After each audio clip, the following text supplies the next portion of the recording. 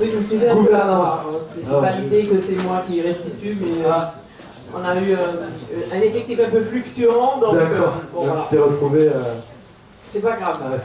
Alors, on a commencé par la gouvernance, mais vous allez voir, on a pris ça un peu comme porte d'entrée pour ouvrir et pour finalement aussi toucher à des éléments qui ont été évoqués par les autres groupes.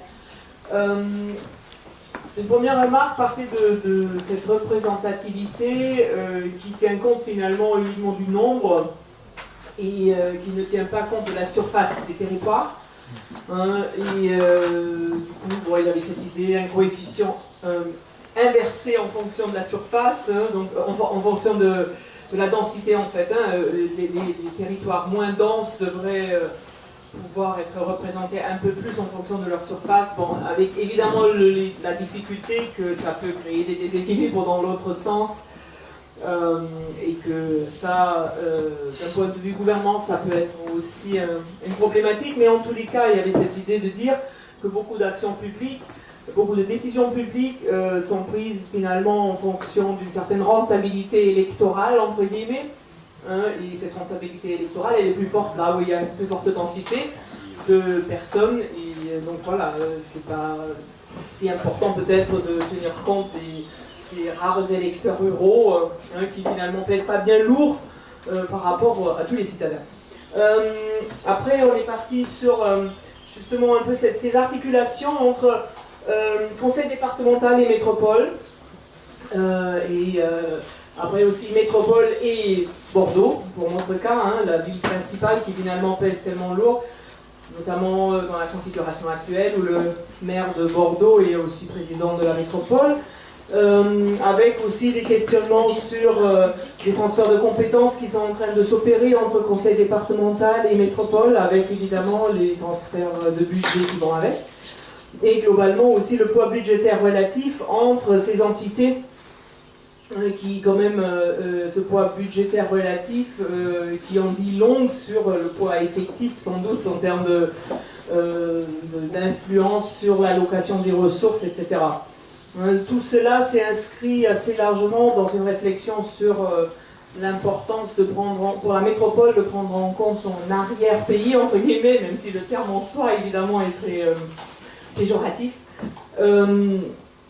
Avec aussi le questionnement, donc du coup, comment les communautés de communes au niveau rural se positionnent par rapport à cette métropole qui était désignée par certains comme un éventail, un épouvantail, excusez-moi, un épouvantail qui fait peur et qui est vu vraiment comme un acteur très menaçant. Mais ce qui est ressorti, c'est qu'il y a plutôt une concurrence finalement entre les CDC, concurrence par rapport à l'accès aux ressources, concurrence par rapport à la volonté d'attirer de l'activité économique, des emplois, etc. Ça, c'était en fait, en effet, identifié clairement comme enjeu central, cette importance d'avoir des territoires ruraux qui ne sont pas que des dortoirs pour la métropole, mais l'importance d'avoir vraiment de l'activité économique et si possible de l'emploi de qualité là-bas.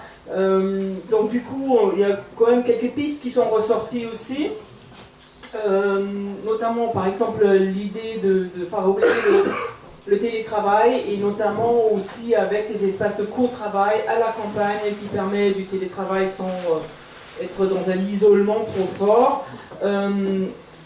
Aussi la question éventuellement de délocaliser des formations qui ne demandent pas des infrastructures très lourdes finalement, faire venir peut-être des urbains à la campagne pour suivre des formations, ça c'était une des idées. Valoriser davantage le tourisme de proximité qui devrait quand même aussi être un potentiel pour les campagnes autour de la métropole. Bon, ça c'est pas forcément des pistes très originales, mais qui ont été partagées. Globalement, ce sur quoi on a conclu, c'était cette importance de quand même déconstruire un peu nos représentations respectives. une représentation des ruraux vis-à-vis de la métropole et vice-versa, avec l'idée aussi de dire, ben voilà, finalement, ces représentations vont peut-être bouger le jour où on change un peu aussi de position et où on se croise peut-être plus, où on inverse peut-être aussi, parfois temporairement, notre point de vue, donc notre endroit, pour mieux apercevoir aussi les habitants de l'autre entité. Parce qu'en effet, on parle de la métropole, oui, l'idée d'un épouvantail, c'est un peu terrible, mais derrière tout ça, il y a quand même aussi des habitants, des gens très ordinaires et de niveau socio-économique et socio-culturel, etc., très variables. Voilà. D'ailleurs, il y avait aussi une remarque sur une mixité quand même plus faible à la campagne qu'en ville, qui était ressortie à un moment, mais bon, voilà, on n'a pas pu élaborer sur tout et j'ai sans doute oublié beaucoup de choses. Le reste de la table se retrouve à peu près dans ce vaste, dans ce foisonnement d'idées. Retrouvez et suivez le C2D sur son site internet et les réseaux sociaux.